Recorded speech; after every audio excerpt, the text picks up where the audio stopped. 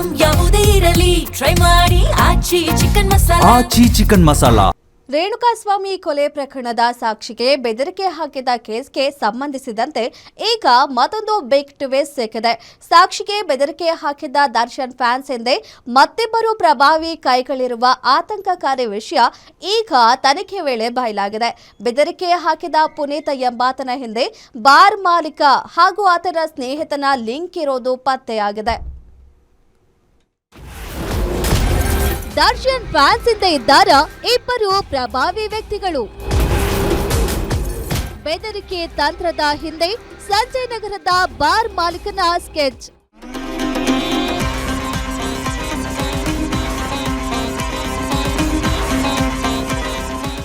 ರೇಣುಕಾಸ್ವಾಮಿ ಕೊಲೆ ಪ್ರಕರಣದ ಸಾಕ್ಷಿಗೆ ಬೆದರಿಕೆ ಹಾಕಿದ್ದ ದರ್ಶನ್ ಅಭಿಮಾನಿಗಳಿಗೆ ಈಗ ಜೈಲೇ ಗತಿಯಾಗಿದೆ.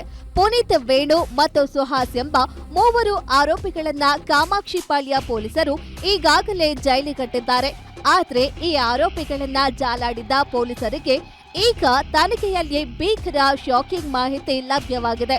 ಹೌದು, ಬಂಧಿತ ಪುನೀತ್ ಬೆನ್ನಿಗೆ ನಿಂತು ಸಾಕ್ಷಿಗಳನ್ನ ಮುಗಿಸಲು ಬ್ಯಾಕ್ ಸಪೋರ್ಟ್ ನೀಡಿದ್ದ ಇಬ್ಬರು ಪ್ರಭಾವಿಗಳ ಅಸಲಿ ಜಾತಕ ಈಗ ಬಯಲಾಗಿದೆ. ಆರೋಪಿ ಪುನೀತ್ ಸದಾ ಗೌರವ್ ಶೆಟ್ಟಿ ಮತ್ತು ಕಿರಣ್ ರೆಡ್ಡಿ ಎಂಬ ಪ್ರಭಾವಿಗಳ ಜೊತೆ ನಿರಂತರವಾಗಿ ಕಾಂಟ್ಯಾಕ್ಟ್ನಲ್ಲಿದ್ದ. ಈ ಪೈಕಿ ಗೌರವ್ ಶೆಟ್ಟಿ ಬೆಂಗಳೂರಿನ ಸಂಜಯ್ ನಗರದ ಪ್ರತಿಷ್ಠಿತ ಬಾರ್ ಮಾಲೀಕನೊಬ್ಬನ ಅತ್ಯಂತ ಆಪ್ತ ಸ್ನೇಹಿತ ಅನ್ನೋದು ತನಿಖೆಯಲ್ಲಿ ಕನ್ಫರ್ಮ್ ಆಗಿದೆ.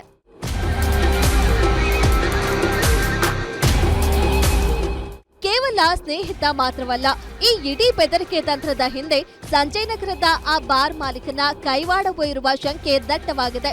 ಪೊಲೀಸರ ತನಿಖೆಯ ಪ್ರಕಾರ ಗೌರವ್ ಶೆಟ್ಟಿ ಹಾಗೂ ಕಿರಣ್ ರೆಡ್ಡಿ ಇಬ್ಬರು ಸಾಮಾನ್ಯ ಕರೆಯಲ್ಲ, ಬದಲಿಗೆ ಪೊಲೀಸರಿಗೆ ಸಿಕ್ಕಿಬೀಳಬಾರದು ಎಂದು ವಾಟ್ಸ್ಆಪ್ ಕರೆ ಮೂಲಕವೇ ಪುನೀತ್ ಜೊತೆ ಸದಾ ಮಾತುಕತೆ ನಡೆಸಿದ್ರು.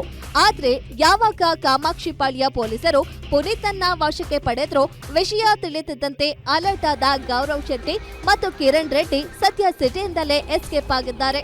ತಲೆಮರೆಸಿಕೊಂಡಿರುವ ಈ ಇಬ್ಬರು ಪ್ರಭಾವಿ ಆರೋಪಿಗಳಿಗಾಗಿ ಕಾಮಾಕ್ಷಿಪಾಳ್ಯ ಪೊಲೀಸರು ಈಗ ತೀವ್ರ ಹುಡುಕಾಟ ಆರಂಭಿಸಿದ್ದು ತನಿಖೆಯನ್ನ ಮತ್ತಷ್ಟು ಚುರುಕುಗೊಳಿಸಿದ್ದಾರೆ.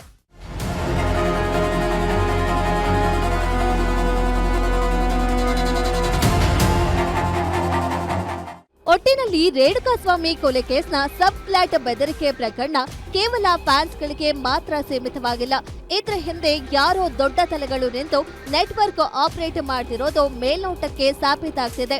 ಪೊಲೀಸರ ಕೆಡ್ಡಾಗೆ ಆ ಇಬ್ಬರು ಶಿಕಾರಿಗಳು ಸಿಕ್ಕಿಬಿದ್ದರೆ ತೆರೆಮರೆಯ ಆ ಬಾರ್ ಮಾಲೀಕನ ಅಸಲಿ ಮುಖವಾಡ ಕಳಚಿ ಬೀಳೋದ್ರಲ್ಲಿ ಯಾವುದೇ ಅನುಮಾನವಿಲ್ಲ. Ajay Kumar, crime bureau, guarantee news, Bengaluru.